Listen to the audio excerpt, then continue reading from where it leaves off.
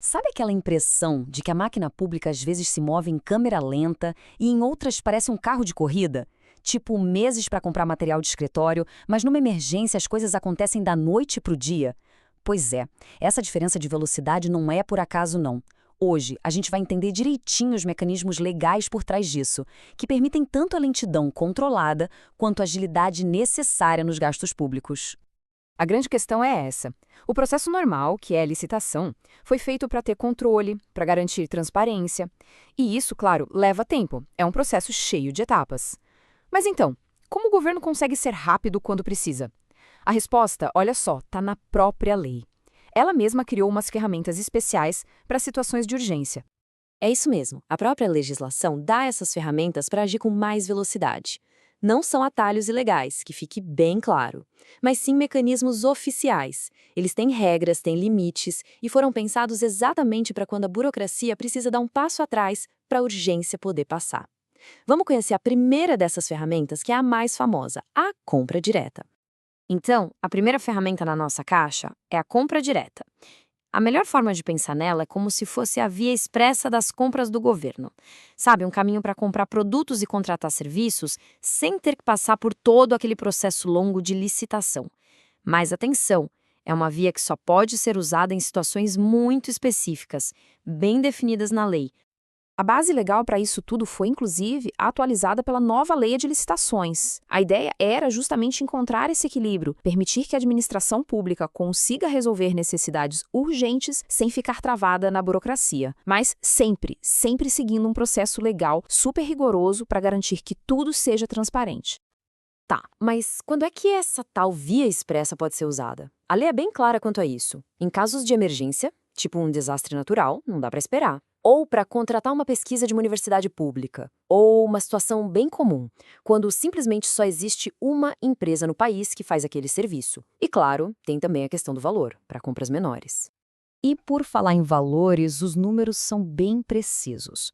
Para obras e serviços de engenharia, o teto para uma compra ser feita de forma direta é de quase R$ 120 mil. Passou um centavo disso, a regra geral é clara. Tem que ter licitação completa. Já para todas as outras compras e serviços, o limite é mais baixo, ali na casa dos R$ 60 mil. Esses valores são ajustados de tempos em tempos para garantir que a compra direta seja usada só para contratações menores mesmo, onde um processo licitatório gigante seria até desproporcional. Mas, um ponto muito importante. Via expressa não significa sem regras. Longe disso. Para usar a compra direta, é obrigatório, primeiro, justificar por que a licitação está sendo dispensada. Segundo, provar com documentos que o preço é justo, que está na média do mercado. Terceiro, publicar a compra para todo mundo ver. E, por fim, fazer um contrato formal.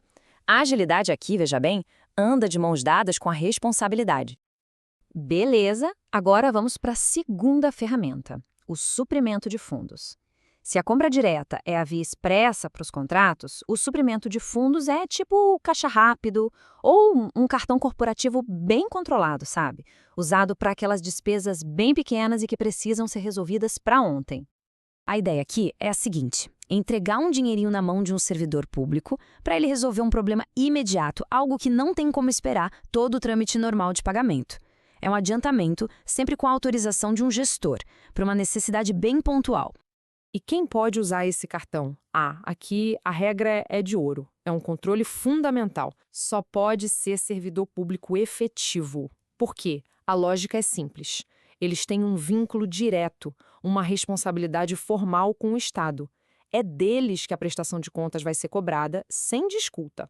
As situações de uso também são bem limitadas. Pensa numa taxa que precisa ser paga na hora, ou uma pequena compra durante uma viagem a serviço, ou até despesas sigilosas, que não podem ser expostas. São sempre gastos pequenos e que, pela natureza deles, não se encaixam no fluxo normal de pagamentos. E para evitar qualquer tipo de abuso, os freios do sistema são bem claros. Um servidor não pode acumular vários adiantamentos ao mesmo tempo. Ele não pode comprar algo que ele mesmo vai guardar ou usar. E o mais importante, só recebe um novo suprimento depois de prestar contas centavo por centavo do anterior. É um mecanismo de confiança, mas com uma verificação bem rigorosa. Ok, agora que a gente já conhece as duas ferramentas, vamos colocar elas lado a lado. Fica bem claro que, apesar de as duas darem mais agilidade, elas funcionam em escalas e com objetivos bem diferentes. E o mais importante, as duas carregam uma responsabilidade enorme. Resumindo, a compra direta é um ato da administração para contratar algo de valor mais alto, já o suprimento de fundos é um adiantamento para um servidor resolver gastos menores e imediatos. Olha só a diferença nos limites de valor. Usando o exemplo da Paraíba para o suprimento de fundos, fica claro que são ferramentas para problemas de tamanhos bem diferentes. E aqui vem um alerta importantíssimo que vem direto dos órgãos de controle. Usar essas ferramentas de agilidade para despesas que são rotineiras, que são previsíveis, isso acende um grande sinal vermelho. Pode ser visto como uma tentativa de fugir da licitação, o que é totalmente ilegal. Isso nos leva a um conceito que é chave para entender os desvios: o fracionamento da despesa. O que é isso?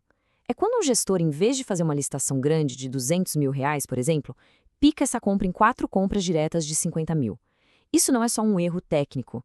Na prática, pode significar que o dinheiro público está sendo mal usado, comprando coisas mais caras ou de pior qualidade, porque uma licitação maior atrairia mais competição e, claro, melhores preços.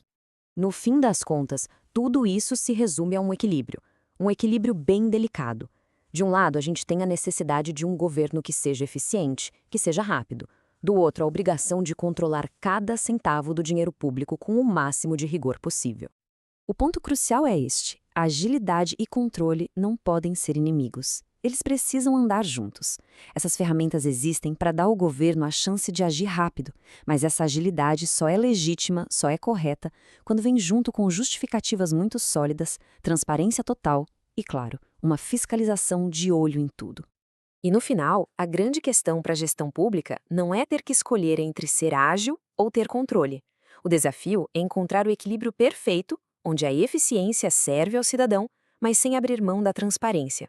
A pergunta que fica, tanto para os gestores quanto para toda a sociedade, é: será que estamos fiscalizando bem onde essa linha é traçada todos os dias?